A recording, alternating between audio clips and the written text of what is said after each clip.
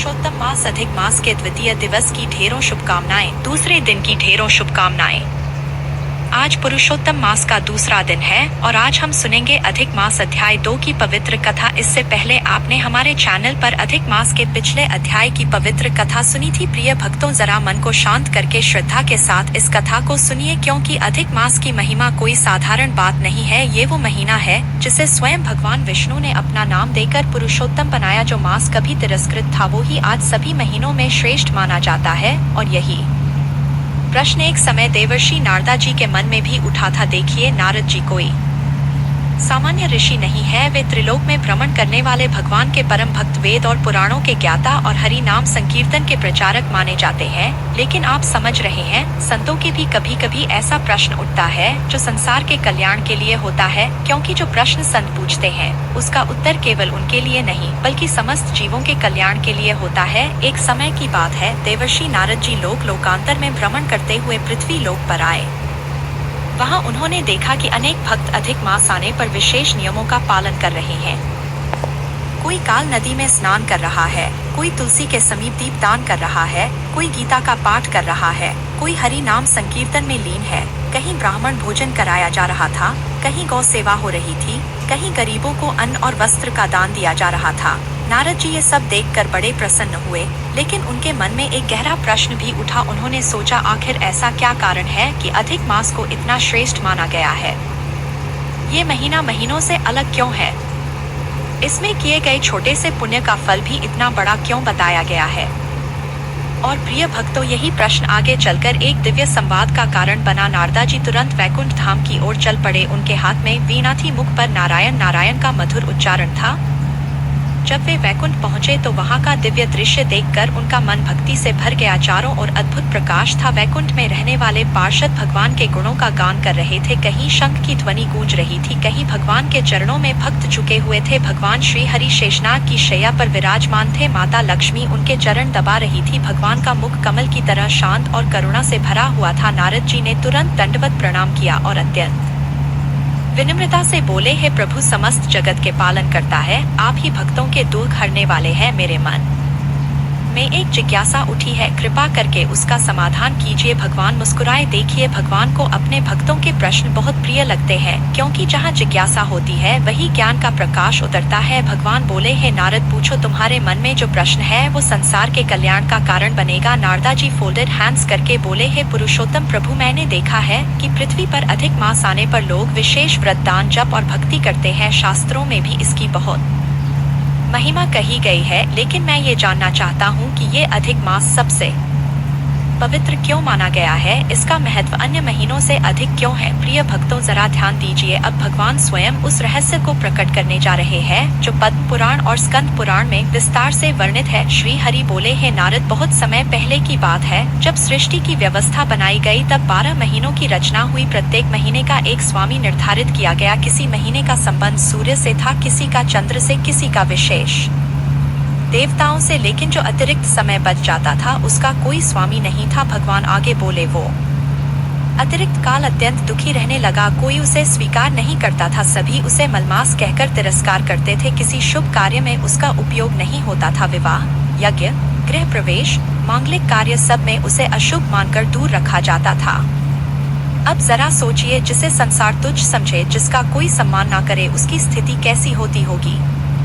स्थिति उस अधिक मास की थी। भगवान बोले, जब वो मलमास मेरे चरणों में आया तो वो अत्यंत दुखी था। उसने कहा, प्रभु, संसार में मेरा कोई सम्मान नहीं, सभी मुझे अशुभ कहते हैं, कोई मुझे अपनाना नहीं चाहता। ये सुनकर भगवान का हृदय करुणा से भर गया। देखिए, भगवान केवल बड़े बड़े यज्ञों से प्रसन्न नहीं होते, भगवान का हृदय दया से भरा है। जो दुखी होकर उनके पास आता है, भगवान उसे कभी खाली नहीं लौटाते। तब भगवान विष्णु ने उस मलमास से कहा, है मास, अब तुम दुखी मत हो, आज से मैं तुम्हें अपना नाम देता हूँ। तुम केवल मलमास नहीं रहोगे, तुम पुरुषोत्तम मास कहलाओगे। जो भी इस महीने में भक्ति करेगा उसे अनेक गुणा फल प्राप्त होगा। जरा विचार कीजिए, भगवान ने अपना नाम किसे दिया? जिसे संसार ने ठुकराया था। यानी कि भगवान की जहाँ पड़ जाती है वहाँ तिरस्कार भी सम्मान में बदल जाता है। भगवान बोले, हे नारद, इसीलिए अधिक मास सबसे श्रेष्ठ माना गया, क्योंकि ये मेरा प्रिय मास है। इसमें किया गया जप, तप, दान, स्नान, व्रत और हरि नाम संकीर्तन अनेक गुना फल देता है। प्रिय भक्तों, यही कारण है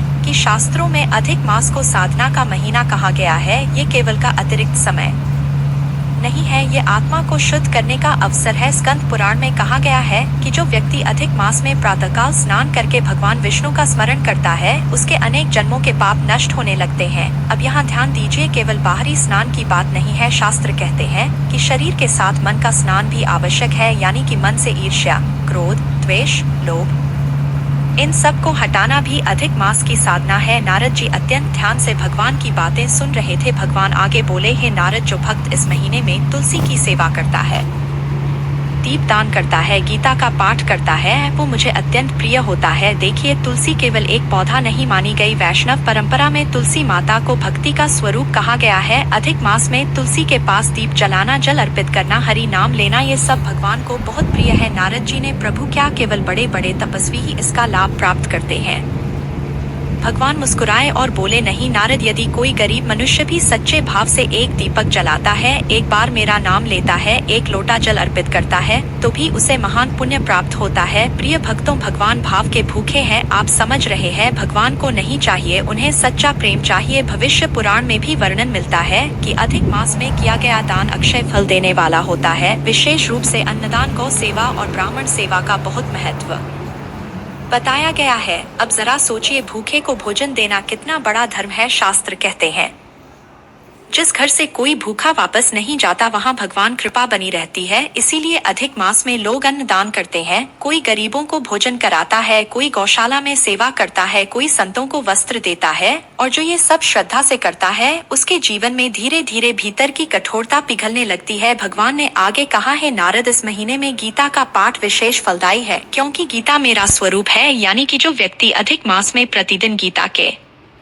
कुछ श्लोक भी श्रद्धा से पढ़ता है, उसके जीवन में ज्ञान का प्रकाश आने लगता है। और प्रिय भक्तों, केवल पढ़ना ही नहीं, गीता को जीवन में उतारना भी आवश्यक है। भगवान श्री कृष्ण ने अर्जुन को जो उपदेश दिया, वही आज भी हर मनुष्य के लिए मार्गदर्शन है। इतना कहकर भगवान कुछ क्षण शांत हुए। वैकुंठ का वातावरण अत्यंत दिव्य हो गया। नारद जी की आंखों में भक्ति के आंसू आ गए। उन्हें समझ में आने लगा कि अधिक मास केवल एक महीना नहीं, बल्कि भगवान की विशेष कृपा का समय है। नारद जी हाथ जोड़कर भगवान के चरणों में बैठे रहे। उनके हृदय में बार बार यही भाव उठ रहा था कि जिस मास को संसार ने तिरस्कृत समझा, उसी को भगवान ने अपने हृदय से लगा लिया। प्रिय भक्तों, यही तो भगवान की करुणा है। भगवान का स्वभाव ही ऐसा है, वे टूटे हुए को जोड़ते हैं, गिरे हुए को उठाते हैं, और जिसे कोई अपना नहीं मानता, उसे भी अपने चरणों में स्थान दे देते हैं। भगवान श्री हरि आगे बोले, हैं नारद, इस पुरुषोत्तम मास में जो मनुष्य अपने जीवन को सुधारने का प्रयास करता है, मैं स्वयं उसके मार्ग की बाधाएं दूर करता हूँ। क्योंकि ये महीना केवल बाहरी पूजा का नहीं, भीतर की शुद्धि का भी समय है। देखिए,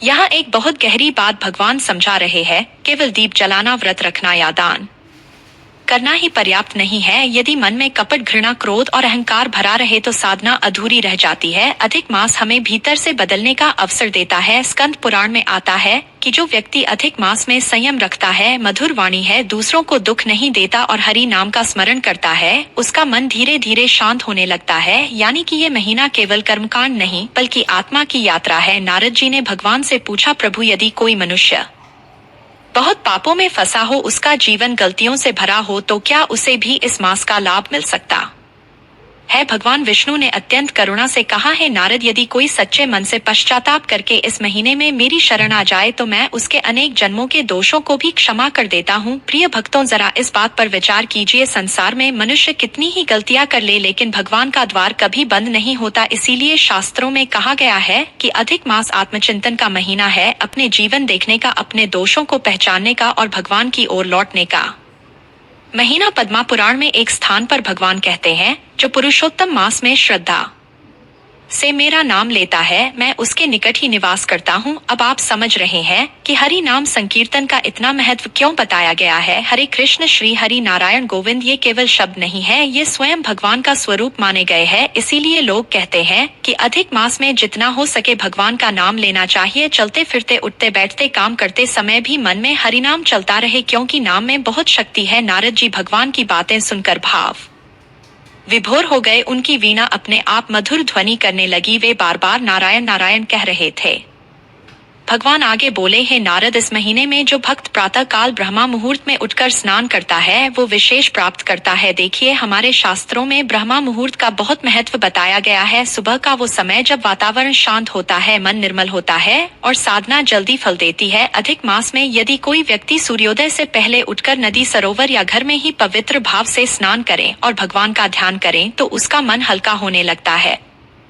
अब यहाँ ध्यान दीजिए, स्नान केवल को स्वच्छ करने के लिए नहीं बताया गया। शास्त्र कहते हैं कि जल में देवत्व है। जल मनुष्य की थकान और नकारात्मकता को भी दूर करता है, इसलिए अधिक मास में स्नान को तपस्या माना गया है। भविष्य पुराण में कहा गया है कि जो व्यक्ति इस मास में तीर्थ स्नान करता है उसे महान पुण्य प्राप्त होता है। लेकिन यदि कोई तीर्थ नहीं जा सकता तो भी वो घर में स्नान करते समय गंगा, यमुना और पवित्र नदियों का स्मरण करें तो भी उसे पुण्य मिलता है। प्रिय भक्तों, भगवान भक्त के भाव को देखते हैं, साधन छोटा या बड़ा नहीं होता, भावना बड़ी होती है। भगवान श्री हरि ने आगे कहा है, नारद, इस मास में दीप दान करने से मनुष्य के जीवन का अंधकार दूर होने लगता है। जरा सोचिए, दीपक कितना छोटा होता है लेकिन अंधकार कितना भी बड़ा हो, एक दीप उसे चुनौती दे देता है। इसी तरह भक्ति का छोटा सा दीप भी जीवन के अंधकार को मिटाने लगता है। अधिक मास में के पास, मंदिर में, नदी के तट पर या भगवान के सामने दीप जलाने की परंपरा इसी कारण बताई गई है।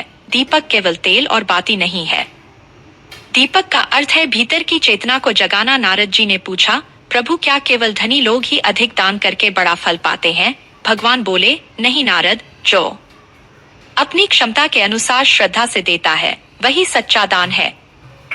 प्रिय भक्तों, ये बात बहुत महत्वपूर्ण है। शास्त्रों में दान का अर्थ प्रदर्शन नहीं बताया गया। यदि कोई व्यक्ति प्रेम से एक रोटी भी भूखे को दे दे तो वो भगवान को प्रिय हो जाता है। नारदीय पुराण में कहा गया है कि अधिक मास में अन्नदान विशेष फल देने वाला होता है, क्योंकि अन्न से प्राण चलते हैं। भूखे को भोजन देना सीधे भगवान की सेवा माना गया है। इसी प्रकार गौ सेवा का भी बहुत महत्व बताया गया है। गौ माता को धर्म में पवित्र माना गया है। अधिक मास में गौ को चारा खिलाना, उसकी सेवा करना, उसकी रक्षा करना, ये सब पुण्यदायी बताया गया है। भगवान बोले, जो मनुष्य इस मास में गौ, ब्राह्मण, संत और जरूरतमंदों की सेवा करता है उसके जीवन में धीरे धीरे शुभता बढ़ने लगती है। अब जरा विचार कीजिए, सेवा क्यों आवश्यक है? क्योंकि सेवा मनुष्य के भीतर के अहंकार को तोड़ती है। जब तक अहंकार रहता है तब तक भक्ति गहरी नहीं हो पाती। इसीलिए संत लोग कहते हैं, भक्ति और सेवा साथ साथ चलती है। भगवान श्री हरि ने फिर नारद जी से कहा है, नारद, इस मास में जो व्यक्ति गीता, विष्णु सहस्त्रनाम और भागवत का श्रवण करता है उसका चित्त शुद्ध होने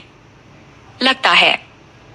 देखिए, आज मनुष्य का मन कितना अशांत है। चिंता, क्रोध, लालच, ये सब भीतर को कमजोर कर देते हैं। लेकिन जब मन भगवान की कथा सुनता है तो धीरे धीरे भीतर शांति उतरने लगती है। यानी कि कथा केवल कहानी नहीं है, कथा आत्मा का भोजन है। प्रिय भक्तों, यही कारण है कि अधिक मास में कथा श्रवण की विशेष परंपरा है। लोग मंदिरों में बैठकर कथा सुनते हैं, हरि नाम संकीर्तन करते हैं, भजन गाते हैं, क्योंकि जहाँ का नाम गूंजता है वहाँ वातावरण भी पवित्र हो जाता है। तभी नारद जी ने एक और प्रश्न किया, प्रभु, यदि कोई मनुष्य नियम पूर्ण रूप से ना कर पाए तो क्या उसका व्रत अधूरा माना जाएगा? भगवान ने बड़ी करुणा से कहा है, नारद, मैं नियम से अधिक भाव को देखता हूँ। यदि कोई मनुष्य सच्चे मन से जितना कर सके उतना करे तो भी मैं उससे प्रसन्न हो जाता हूँ। देखिए, भगवान कितने दया है। वे कठोर न्यायाधीश की तरह नहीं बल्कि प्रेम में पिता की तरह है। उन्हें हमारे भीतर की सच्चाई चाहिए। इसीलिए अधिक मास में लोग अपनी सामर्थ्य के अनुसार साधना करते हैं। कोई पूरा उपवास रखता है, कोई एक समय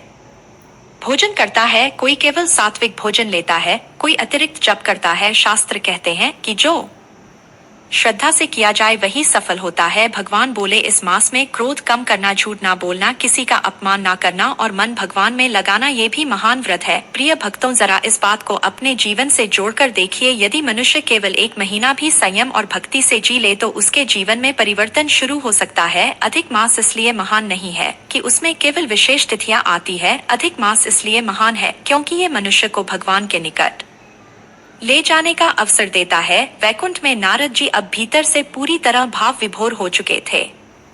उनकी आंखों से आंसू बह रहे थे। उन्हें लग रहा था जैसे भगवान केवल अधिक मास की महिमा नहीं बता रहे बल्कि पूरे जीवन का सार समझा रहे हैं। भगवान श्री हरि का दिव्य मुखमंडल करुणा से चमक रहा था। वैकुंठ का वातावरण हरि नाम से गूंज रहा था और नारद जी पूरे प्रेम से भगवान की वाणी को अपने हृदय में उतार रहे थे। नारद जी ने अत्यंत विनम्र भाव से भगवान के चरणों में मस्तक झुका दिया उनके हृदय में भक्ति का ऐसा ज्वार उठ रहा था कि वे कुछ क्षण तक बोल ही नहीं पाए। प्रिय भक्तों, जब आत्मा को सत्य का स्पर्श होता है तब शब्द छोटे पड़ जाते हैं। यही स्थिति उस समय नारद जी की हो रही थी। कुछ देर बाद उन्होंने धीरे से कहा, प्रभु, आपकी कृपा से आज मुझे समझ में आ रहा है कि अधिक मास केवल एक अतिरिक्त महीना नहीं बल्कि आपके करुणा का स्वरूप है। लेकिन एक बात और बताइए, इस मास में भक्ति करने से फल इतना अधिक क्यों बढ़ जाता है? भगवान श्री हरि मुस्कुराए। उनका वो मधुर और शांत स्वर पूरे वैकुंठ में गूंज उठा। हे नारद, क्योंकि ये मास मेरा अपना स्वरूप है। जिस प्रकार नदियों में श्रेष्ठ मानी गई, जिस प्रकार एकादशी तिथियों में श्रेष्ठ मानी गई, उसी प्रकार पुरुषोत्तम मास महीनों में श्रेष्ठ माना गया है। देखिए, भगवान यहाँ बहुत गहरी बात बता रहे हैं। अधिक मास की महिमा केवल इसलिए नहीं कि उसमें व्रत किए जाते हैं, बल्कि इसलिए कि भगवान ने स्वयं उसे अपना नाम और अपना स्थान दिया है। पद्म पुराण में आता है कि जब भगवान ने उस उपेक्षित मास को पुरुषोत्तम, तभी से देवता, ऋषि और सिद्धजन भी उसका सम्मान करने लगे। यानी कि जहां भगवान की कृपा आ जाती है वहां सम्मान अपने आप आ जाता है। भगवान आगे बोले, हे नारद, जो भक्त इस मास में सच्चे मन से मेरा स्मरण करता है उसके जीवन के पुराने संस्कार भी धीरे धीरे बदलने लगते हैं। अब यहाँ ध्यान दीजिए, मनुष्य केवल बाहर से नहीं बदलता, परिवर्तन भीतर से शुरू होता है। कई लोग कहते हमारा मन भक्ति में नहीं लगता, लेकिन शास्त्र कहते हैं कि निरंतर भगवान का नाम लेने से मन की दिशा बदलने लगती है। इसीलिए संत लोग अधिक मास में विशेष जप करने की सलाह देते हैं। कोई भगवते वासुदेवाय का जप करता है, कोई राधे कृष्ण का स्मरण करता है, कोई श्री राम जय राम का, क्योंकि नाम धीरे धीरे मन को भगवान की ओर मोड़ देता है। जिन्हें पूछा, प्रभु, क्या इस मास में पितरों के लिए भी कुछ विशेष बताया गया है? भगवान बोले, हाँ, जो मनुष्य इस मास में श्रद्धा से पितृ तर्पण करता है, दान करता है और भगवान का नाम लेकर अपने पूर्वजों के कल्याण की प्रार्थना करता है, उसके पितरों को भी शांति मिलती है। प्रिय भक्तों, सनातन परंपरा में पितरों का बहुत महत्व बताया गया है। हम जो लेकर इस संसार में आए हैं वो हमारी पूर्व पीढ़ियों के कारण ही मिला है। इसलिए उनके प्रति कृतज्ञता रखना धर्म माना गया है। अधिक मास में लोग जल अर्पित करते हैं, तर्पण करते हैं, ब्राह्मण भोजन कराते हैं और भगवान से प्रार्थना करते हैं कि हमारे पूर्वजों को शांति मिले।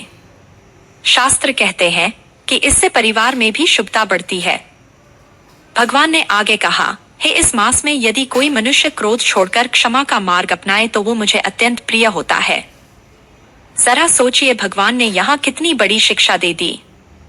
लोग समझते हैं कि केवल उपवास ही व्रत है, लेकिन शास्त्र कहते हैं मन को बदलना सबसे बड़ा व्रत है।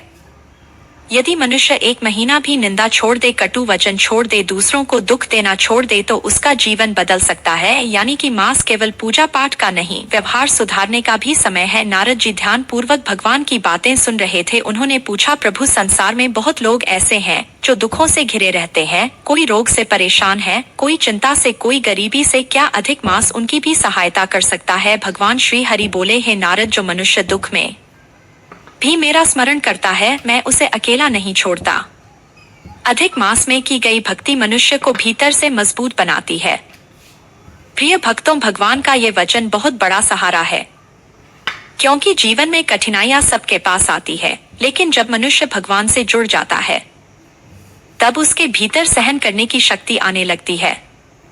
इसीलिए अधिक मास में लोग अधिक भजन करते हैं, कथा सुनते हैं, मंदिर जाते, क्योंकि भक्ति मन को संभालती है। भगवान बोले, इस मास में किया गया छोटा सा पुण्य भी अक्षय हो जाता है। देखिए, अक्षय यानी जो नष्ट ना हो। संसार की वस्तुएं नष्ट हो जाती है, धन समाप्त हो जाता है, शरीर भी एक दिन मिट जाता है, लेकिन भगवान के लिए किया गया पुण्य आत्मा के साथ चलता है। इसीलिए शास्त्र कहते हैं कि अधिक मास व्यर्थ नहीं गंवाना चाहिए, ये बहुत दुर्लभ है। स्कंद पुराण में वर्णन आता है कि देवता भी पुरुषोत्तम मास की प्रतीक्षा करते हैं, क्योंकि इस समय पृथ्वी पर भक्ति का विशेष प्रभाव बढ़ जाता है। अब जरा विचार कीजिए, जब किसी घर में भगवान का नाम लिया जाता है, गीता का पाठ होता है, दीपक जलता है, तो वहाँ का वातावरण भी बदलने लगता है। मन की अशांति धीरे धीरे कम होने लगती है। इसीलिए हमारे संत कहते हैं, घर में हरि नाम तो घर तीर्थ बन जाएगा। भगवान श्री हरि ने नारद जी से कहा, है नारद, इस मास में जो भक्त कथा श्रवण करता है और दूसरों को भी भगवान की महिमा सुनाता है वो मुझे अत्यंत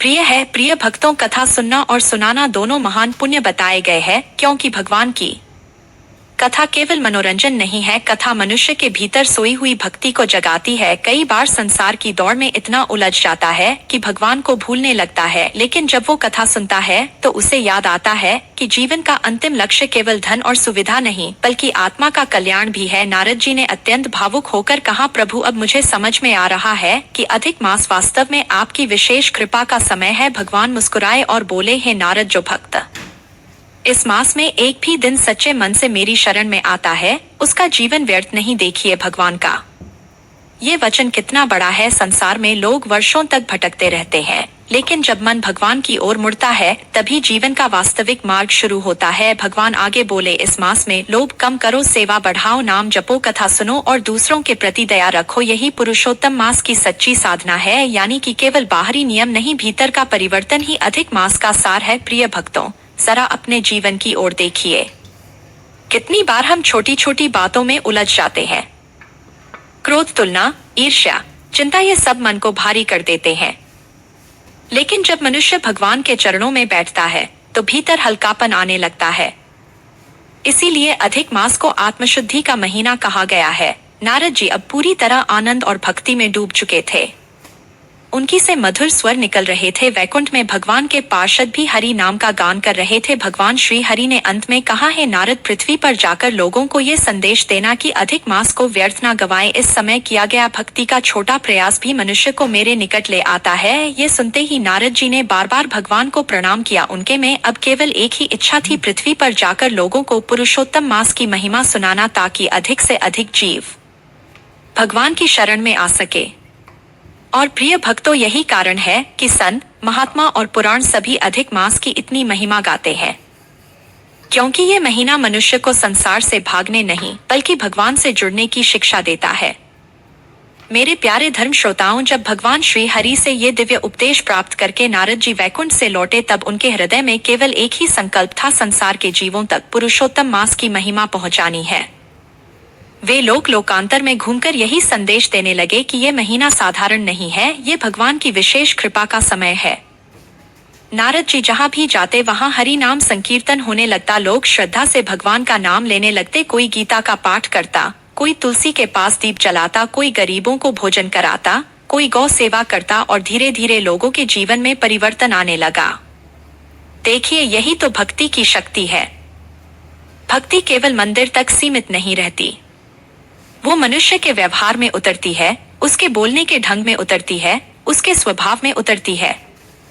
जरा कीजिए, यदि मनुष्य प्रतिदिन कुछ समय भगवान को दे, थोड़ी देर नाम जपे, किसी दुखी की सहायता करे, कटु वचन छोड़ दे, तो उसका जीवन कितना बदल सकता है। यही पुरुषोत्तम मास का सच्चा संदेश है। पद्म पुराण में कहा गया है कि जो मनुष्य अधिक मास को श्रद्धा, संयम और भक्ति के साथ बिताता है, उसके जीवन में शुभ संस्कार बढ़ने लगते हैं। उसका मन धीरे संसार की अशांति से हटकर भगवान की ओर मुड़ने लगता है। और प्रिय भक्तों, यही तो सबसे बड़ा लाभ है, क्योंकि संसार का सुख कभी स्थायी नहीं होता। धन, मान, पद सब समय के साथ बदल जाते हैं, लेकिन भगवान से जुड़ा हुआ पुण्य और भक्ति आत्मा के साथ चलती है। भगवान श्री कृष्ण ने गीता में भी कहा है कि संसार में जो कुछ भी किया जाए उसे भगवान को समर्पित भाव से करना चाहिए। अधिक हमें यही सिखाता है कि जीवन केवल अपने लिए जीने का नाम नहीं है, जीवन सेवा, दया, भक्ति और सत्कर्म का मार्ग है। इस महीने में यदि कोई व्यक्ति केवल इतना भी संकल्प ले ले कि मैं झूठ कम बोलूंगा, क्रोध कम करूंगा, किसी का दिल नहीं दुखाऊंगा, भगवान का नाम लूंगा, तो भी उसका जीवन बदलना शुरू हो सकता है। आप समझ रहे हैं, धर्म केवल बड़े अनुष्ठानों में नहीं है, धर्म छोटे सत्कर्मों में भी है। किसी भूखे को भोजन देना, किसी दुखी को सांत्वना देना,